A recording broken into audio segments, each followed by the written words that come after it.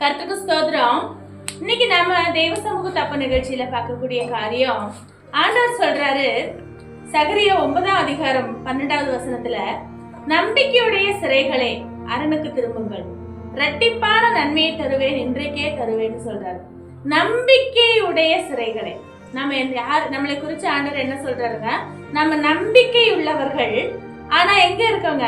சிறைப்பட்டு கிடக்கிறோம், ஏதாவது ஒரு சிறையில சிக்கி கிடக்கிறோம். அப்ப ஆண்டவர் சொல்றாரு, நம்பிக்கையுடைய சிறைகளே அரணுக்கு திரும்புங்கள், அந்த சிறையை விட்டு வெளியே வாங்க, எங்கிட்ட வாங்க, இரட்டிப்பான நன்மையை தருவேன், இன்றைக்கே தருவேன்னு சொல்றாரு.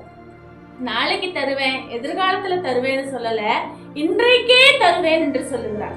அப்ப நாம என்ன செய்யணுங்க? நம்ம கிட்ட இருக்கிற சிறையிருப்பான காரியங்களையும் மோசமான காரியங்களையும், எவைகளை நமக்கு நாமே சிறைகளா போட்டு வச்சிருக்கிறோமோ அந்த விஷயங்களையும் மாற்றி நாம என்னைக்கு திரும்புகிறோமோ அன்னைக்கு இரட்டிப்பான நன்மைகளை நமக்காக தேவன் எடுத்து வைத்திருக்கிறார்.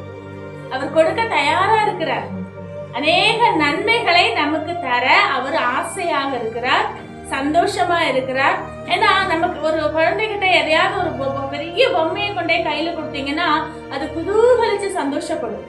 அது போல நம்மளுக்கு எதை கொடுத்தா நம்ம சந்தோஷப்படுவோமோ அதை கொடுக்க அவர் சரியா தயாரா இருக்கிறாரு, ஆசையா இருக்காரு. நம்ம முகத்துல பூக்குற அந்த மகிழ்ச்சியை பார்க்க அவர் சந்தோஷமா இருக்காரு. ஆனா பாத்தீங்கன்னா நம்ம சிறைப்பட்டு கிடக்கிறோம்.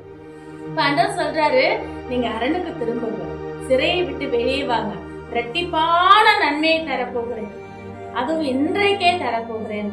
அதை பெற்றுக்கொண்டு நம்ம கர்த்தருக்கு சாட்சியாகவும் சந்தோஷமாகவும் வாழ போகிறோம்.